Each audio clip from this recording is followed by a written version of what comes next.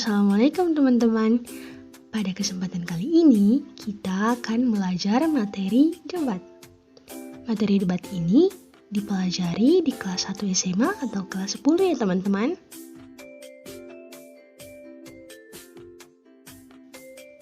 Debat itu apa sih?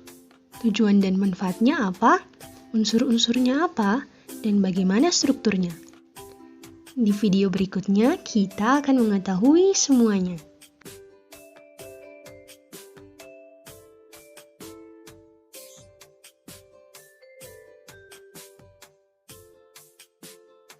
Jadi, debat adalah kegiatan argumentasi yang bertujuan untuk menyampaikan pendapat yang bertentangan dengan pendapat orang lain.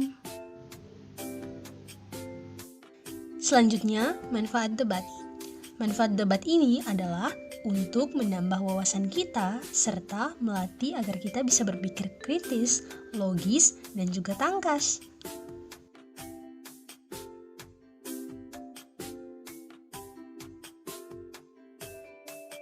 Selanjutnya, unsur-unsur debat. Unsur debat yang pertama, mosi atau topik. Yang kedua, tim afirmasi sebagai pihak yang setuju.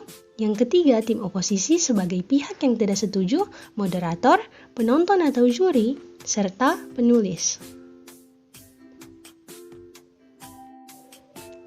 Selanjutnya, struktur debat.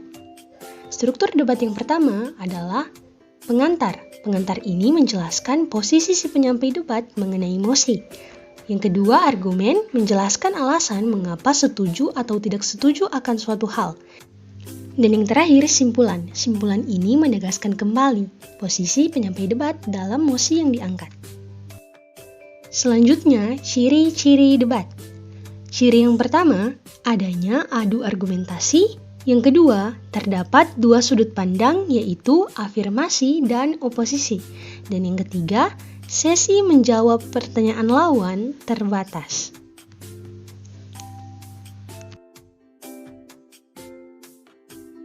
Selanjutnya, kaidah kebahasaan debat. Yaitu yang pertama, menggunakan kalimat kompleks. Yang kedua, bahasa yang digunakan adalah bahasa baku. Yang ketiga, kata yang dipilih memiliki makna sebenarnya atau biasanya disebut denotatif. Yang terakhir, ide yang diungkapkan harus benar dan sesuai fakta ya. Dalam berdebat, kita juga harus mempunyai etika agar debat yang kita lakukan berjalan lancar. Etika dalam berdebat yang pertama, bertanya dengan serius, tidak menyinggung lawan debat, berbicara sesuai data dan fakta, patuhi peraturan debat. Pagi hadirin, selamat bergabung di kompetisi debat SMA Ruang Raya Jakarta. Debat kali ini yaitu tentang dilema penggunaan plastik antara efisiensi dan kerusakan lingkungan. Telah ada bersama kita dua kelompok yang akan saling berdebat pada kesempatan kali ini. Di sisi kanan saya ada tim afirmasi dan di sisi kiri saya ada tim oposisi. Tanpa membuang waktu lagi, mari kita simak pernyataan pertama dari kedua tim mengenai dilema penggunaan plastik antara efisiensi dan kerusakan lingkungan. Waktunya hanya 2 menit. Kepada tim afirmasi, dipersilakan. Menurut kami, plastik merupakan material yang praktis, hemat, dan tepat yang telah terbukti memudahkan kita dalam menjalani kehidupan. Banyak benda-benda yang kita gunakan terbuat dari bahan plastik yang terbukti lebih mudah dan murah digunakan. Tidak hanya kantong belanja, tetapi juga peralatan makan dan minum, bahkan perabotan rumah tangga. Antara plastik dan kerusakan lingkungan bukanlah hal yang berhubungan. Plastik tidak memberi andil bagi kerusakan lingkungan. Manusia selaku pengguna plastiklah yang menyebabkan lingkungan itu rusak. Jika yang memproduksi, mendistribusikan, dan mengonsumsi plastik adalah manusia, atau dengan kata lain manusia adalah subjeknya, mengapa plastik yang hanyalah objek justru dikambing hitamkan atas kerusakan lingkungan yang terjadi? Menurut kami, mengambing hitamkan plastik bukanlah hal yang tepat dan tidak dapat diterima dengan akal sehat. Luar biasa, beri tepuk tangan untuk tim afirmasi. Selanjutnya, dipersilakan kepada tim oposisi untuk memberikan pernyataannya. Waktunya 2 menit, dimulai dari sekarang. Kami tidak sependapat dengan kelompok Anda. Plastik merupakan material yang tidak dapat terurai dengan cepat. Membutuhkan waktu ratusan tahun bagi mikroorganisme untuk dapat mengurai limbah plastik. Penggunaan plastik berdampak negatif bagi lingkungan.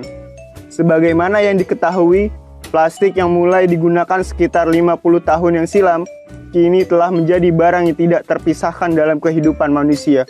Diperkirakan ada 500 juta sampai 1 miliar kantong plastik digunakan penduduk dunia dalam 1 tahun. Ini berarti ada sekitar 1 juta kantong plastik per menit. Untuk membuatnya, diperlukan 12 juta barel minyak dan 14 juta pohon ditebang per tahunnya. Jika seperti itu, tidak selayaknya penggunaan plastik tetap dipertahankan. Harus ada alternatif lain untuk menggantikan plastik demi keberlanjutan lingkungan. Bagaimana dengan tim afirmasi? Apakah ada tanggapan? Kami tetap pada pendapat kami, bahwa ditinjau dari segi efisiensi dan ekonomi, plastik merupakan material yang mempermudah kehidupan. Perihal sampah yang ditimbulkan akibat plastik, dapat dicanangkan program 3R, yaitu reduce, reuse, dan recycle. Dengan demikian, yang diperlukan adalah edukasi untuk memberdayakan plastik. Satu hal lagi yang paling penting, menggunakan plastik tidak boleh dibarengi dengan membuangnya begitu saja. Dengan demikian, meski tetap menggunakan plastik, tidak lantas mengabaikan lingkungan. Mohon maaf, program 3R memanglah baik. Akan tetapi, saat ini sudah ada cetusan program 5R, yaitu Reduce, Reuse, Recycle, Replace, dan Repair. Terdapat kata replace dan repair yang tingkatannya sudah di atas recycle. Jadi, menurut kami, edukasi daur ulang plastik tidaklah cukup. Edukasi harus lebih dari itu. Kesadaran tentang kebiasaan yang harus diubah dan diperbaiki jauh lebih penting. Baik, waktunya habis.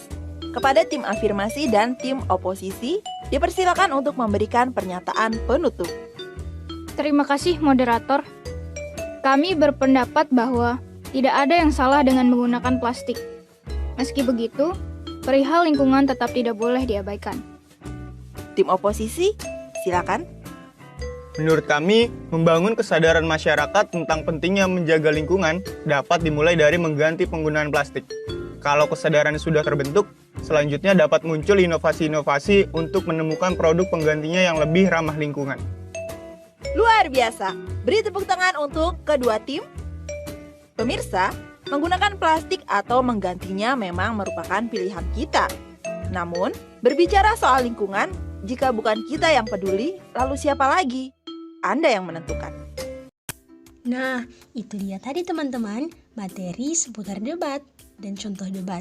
Semoga apa yang saya sampaikan dapat bermanfaat untuk kita semua dan terima kasih atas perhatiannya. Wassalamualaikum warahmatullahi wabarakatuh.